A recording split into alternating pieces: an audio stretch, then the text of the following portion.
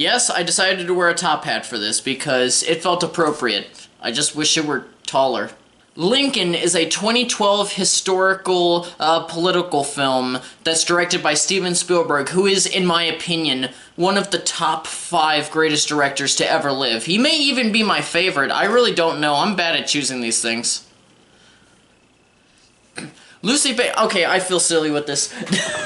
Loosely based off of the biography Team of Rivals, the political genius of Abraham Lincoln, the film covers about maybe the 4 final months of Lincoln's life, but mainly focusing on his efforts to push the 13th Amendment of the U.S. Constitution, the amendment that gave African Americans the right to vote. He wanted it to be passed through the House of Representatives, because it had already been passed through the Senate. And the entire film shows just the struggle of making it a reality, also with the Civil War coming to an end, as well as the infighting in between the Republicans and the Democrats in the House, with the Democrats, the Democrats, I still can't speak, with the Democrats, I got it right that time, trying to fight the ratification. Who wants me right now?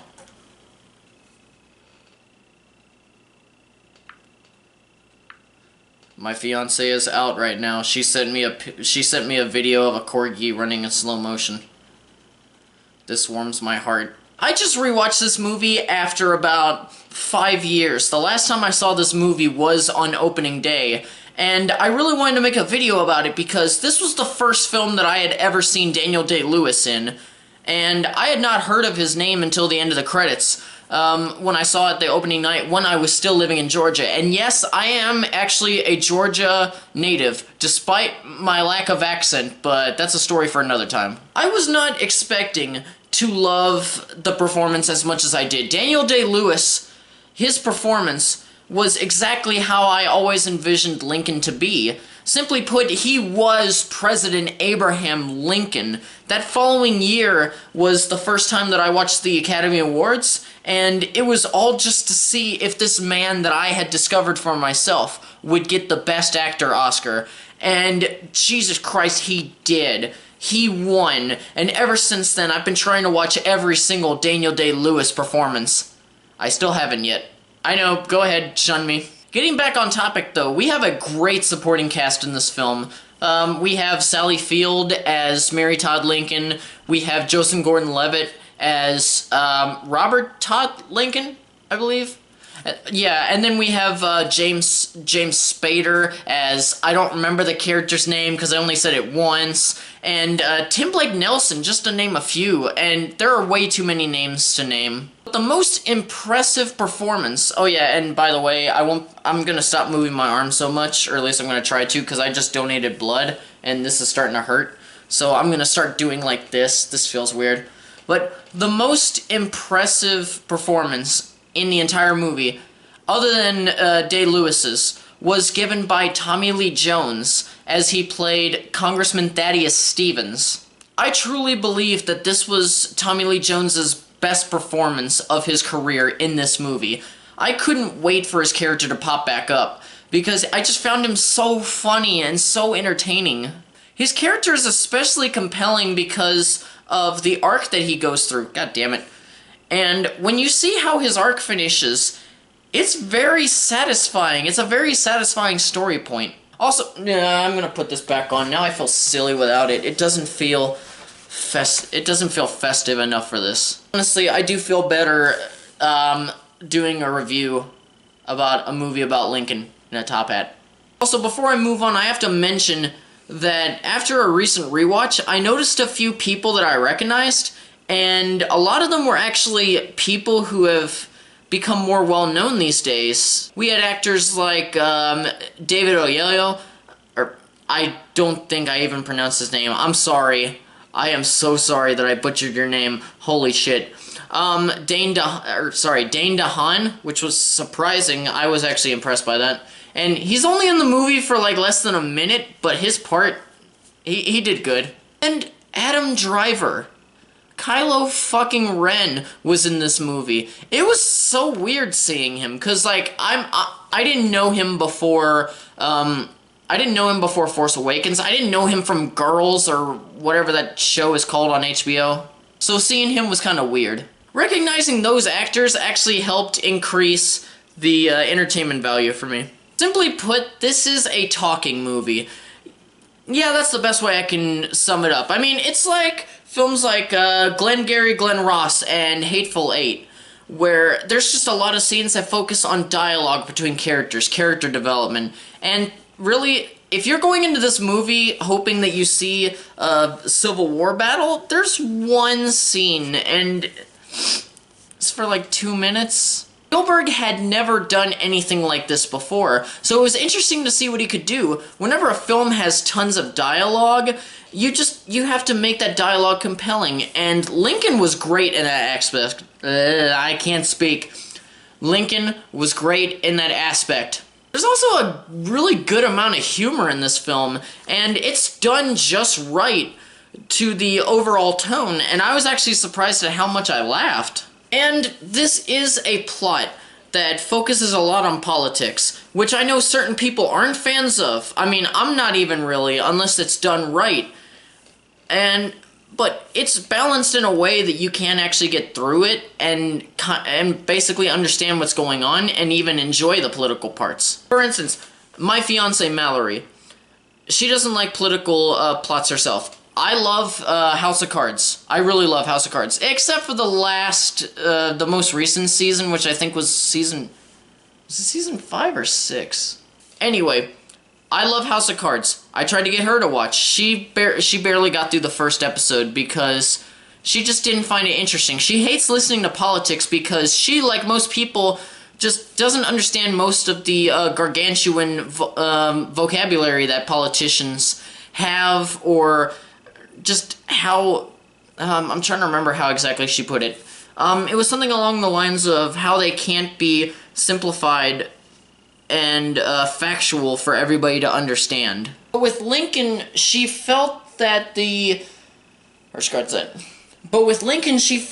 politics were condensed and easy enough to understand without being the central focus of the film, which instead, as I said earlier, revolves around how Lincoln came to his conclusions and his decisions on the overall termination of slavery, and the promotion of equality for all. The cinematography for this film is fantastic as well.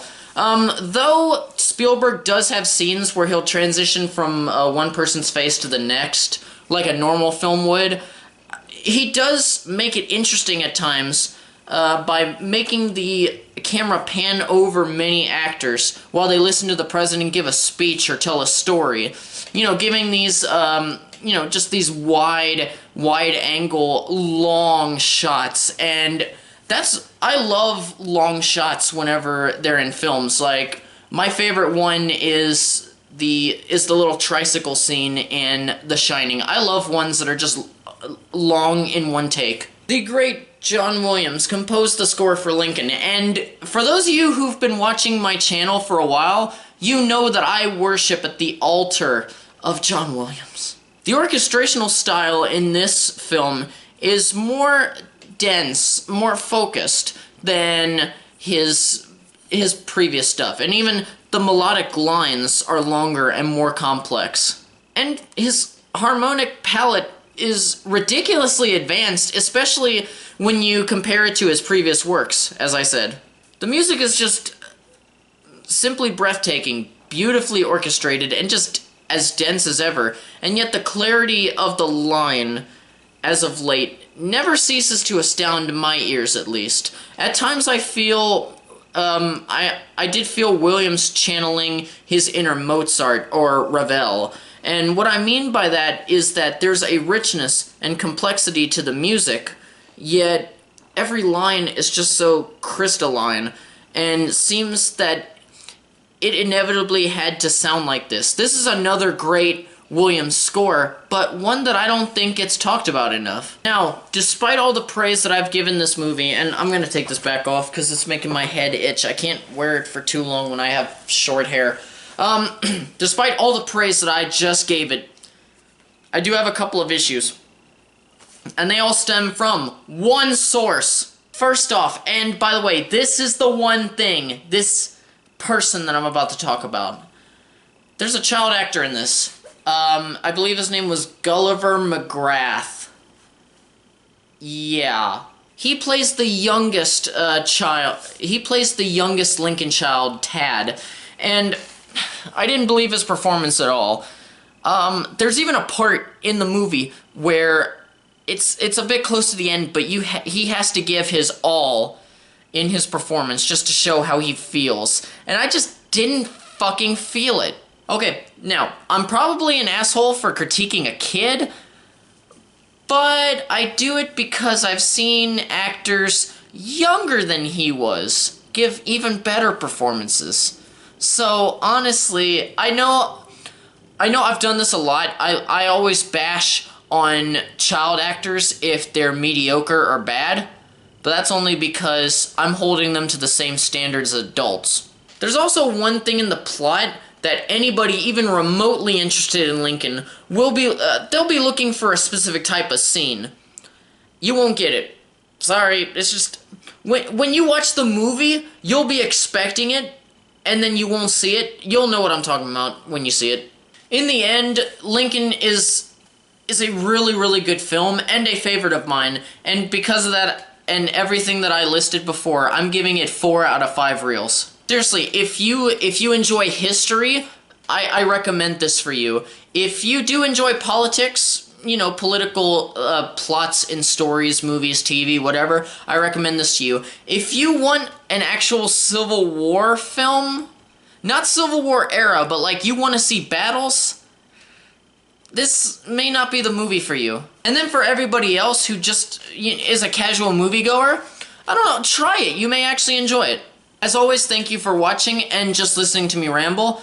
And please leave a like if you enjoyed the video, as well as just fucking punch that subscribe button in the face. I don't know why I stuttered.